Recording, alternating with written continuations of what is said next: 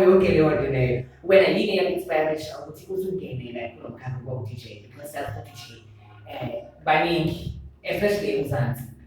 Mina kahle kahle bhuti wami nje ngiyathanda lapho khona abantu abaningi oqala lokho kodwa futhi okususa kakhulu ukuthi ngumuntu onamahloni yakwazi ukukhuluma kakhulu kodwa umusic uyakwazi ukungikhulumela kakhulu.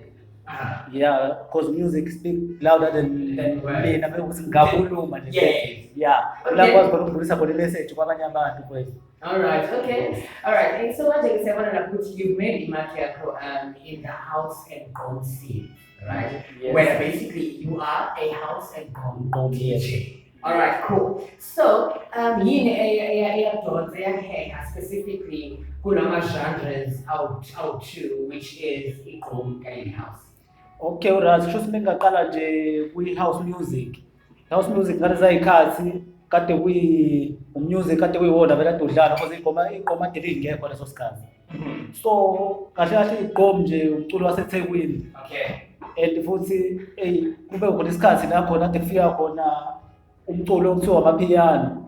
And igqom leso sikhathi kubukeke lithanda ukusilehle. Ngabuka mina njenge-artist ukuthi no ayikwazi ukwehla into yasekhaya. Nalokho amfaka isandla ukuthi into yasekhaya iqhubeke, usiko liqhubeke mfowethu. Ingakho ngithi sekunyuka amagalelo la kunyuka no-petrol. Basho. Amazing stuff. All right. So isound yakho ungayidescribe kanjani bangathiwa usebenzisa amazwi? Amazwi. Yeah.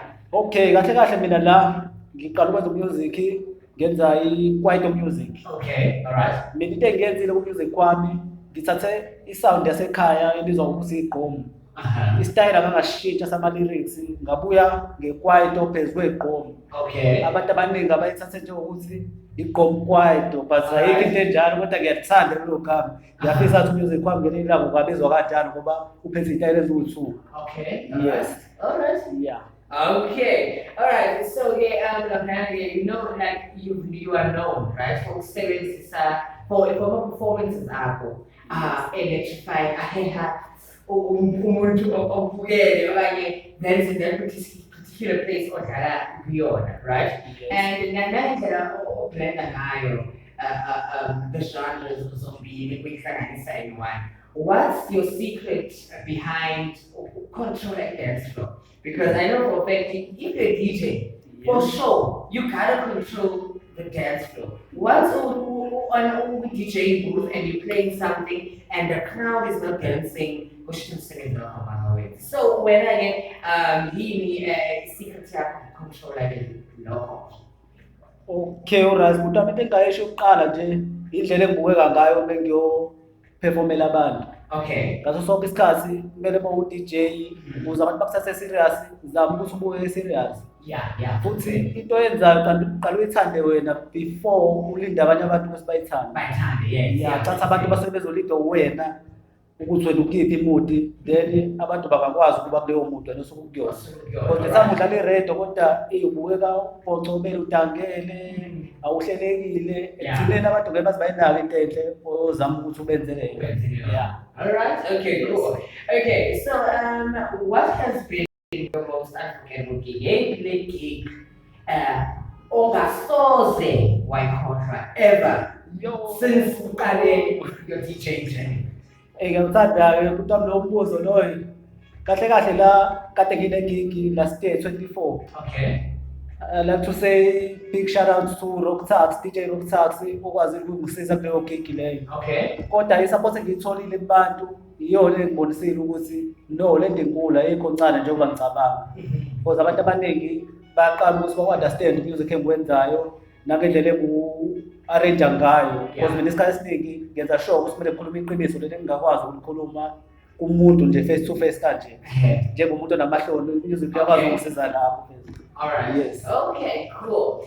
So the South African house makeover scene, in a competition any.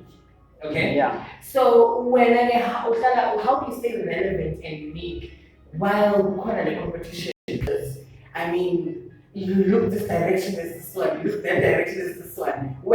How do you actually stay relevant and unique?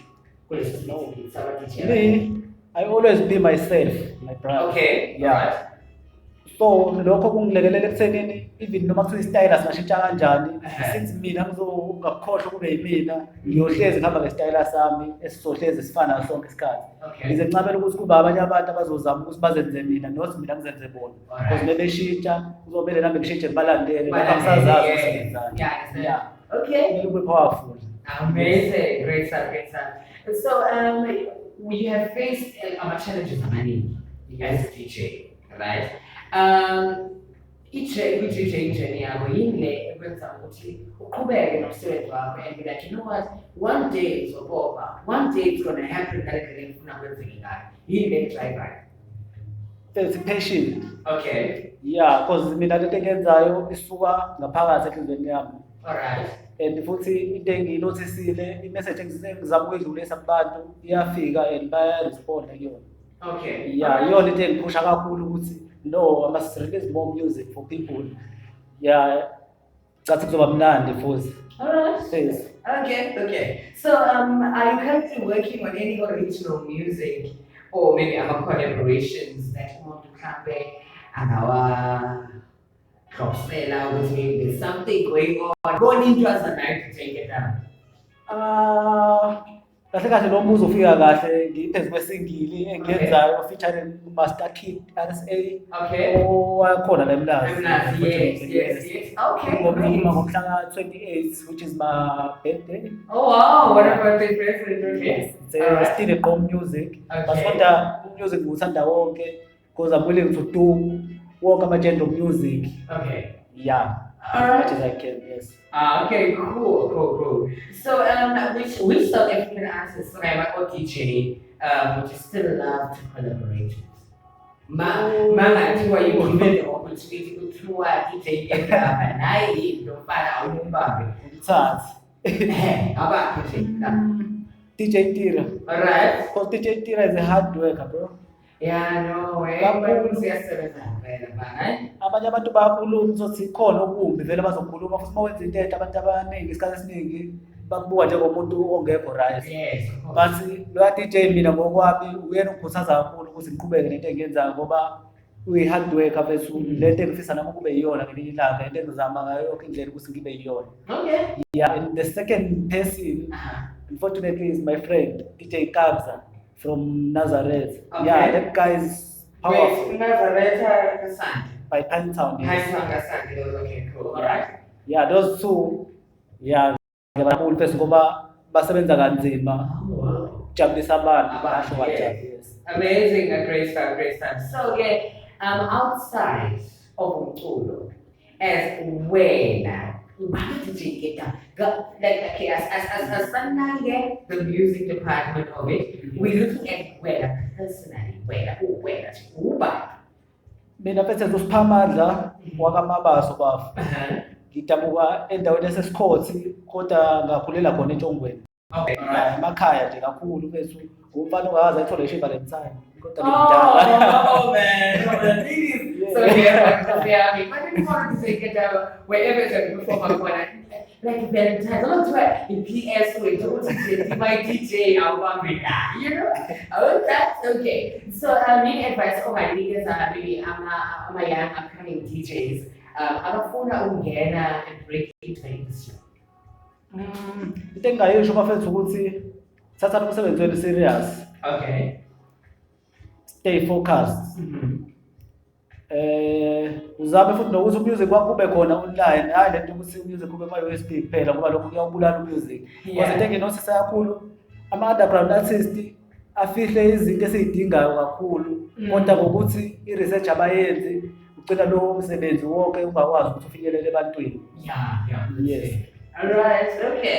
Alright, before sibhale bethu, right? Yini ama-fans akho angayi-expecta from wena as DJ Ngegama in 2026? Kusazojatshulwa kakhulu bafo sisazayigqobhoza. Alright. Yeah, because beside this single ade ngitshela ngayo kune-EP engisebenzela phezu kwayo no-K Gidera. Alright. Yeah, kune single i-EP ezophuma ngoMay. Okay. Yeah, we're working on this. Yeah, unfortunately by May izobe sikanje, izobe sekudanswa futhi. Alright. Hayi ke kumnandi ke kwakunjalo. DJ Gedama, thanks for joining us. Let's get somebody to join us on this lovely Friday. I know Fridays are busy, right? Among gigs, maybe you're going to perform somewhere or you need to be somewhere, yeah, but someone could put up for joining us and on this lovely afternoon. Akubonga mina my brother, ngibonge nawo bonke abalaleli boMlazi FM. Ngithi danko. Thank you. And of course, before sihambe ngegama. Yes. Tell ungitshele like okay, khona le ngoma le esifika manje ethiwa iqola. Yes, iqola. Mhlambe wake wahlangana imbafo neqola somewhere kuze kuphume le ngoma because I know for a fact there has to be something that occurred for this song to be there. Awukhazi story possible. Weba futhi nami ngibe khona kuma gigs sitsabe DJ. Okay. So baqoliwe abantu phambi kwami noma ngeke ngisho ukuthi mina sekwangehlanganela lokho kodwa elinye lamaqiniso engizama ukuliveza ebantwini engingakwazi ukuthi ngingatshela umuntu mayedwa. Ngcono uma kuyingoma ngiyakwazi ukuthi angikhulumi namuntu akekho umuntu ozobuyela kumina ezokhuluma nami. Yes. Basi nje amaqondo into ekhona futhi yenzeka nje kanjalo kwezi. Oh, okay. So le ngoma leyo sokhuluma lalela ngomsebenzi baphingoma abantu badansise ngale ngoma, you know? It's Friday. That's right. Okay, so kakhulu futhi wami. Yes, of course, that was like DJ Gedama hailing all the way, okay. Igama lakho Siphambana, his original name, because I shouldn't give you a full detail. The ID. Okay. We don't DJ Gedama enough. Of course, something about kumana nawe ke abalaleli bakho on some social media platforms bangaxhumana kuphi nawe. Okay, kusho mina ngiyatholakala lapha ku Facebook uSiphama baso uSiphama no H. Okay. Ngitholakala ku-Twitter @DJ Gedama. Okay. TikTok @DJ Gedama, Instagram @DJ Gedama. Amazing stuff. For bookings, ungasibuka lapha ku-email ethi masukurose42@gmail.com. Great stuff, Natalie. And that was DJ Gedama in the building. So of course we're going to be playing out with Ingomaya here at DJ Gedama and try to call it. Yes? So that's what I'm surviving. And then I'll make ways and means to be on the playlist that I can. Yeah, amazing stuff. Thank you so much for joining us. Thank you very much, my brother. That's so. Okay, now you're going to go DJ Gedama mlandeli ethi iqola. Enjoy.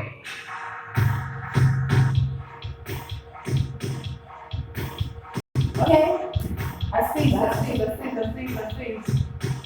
Hold on. And ask if you want a picture.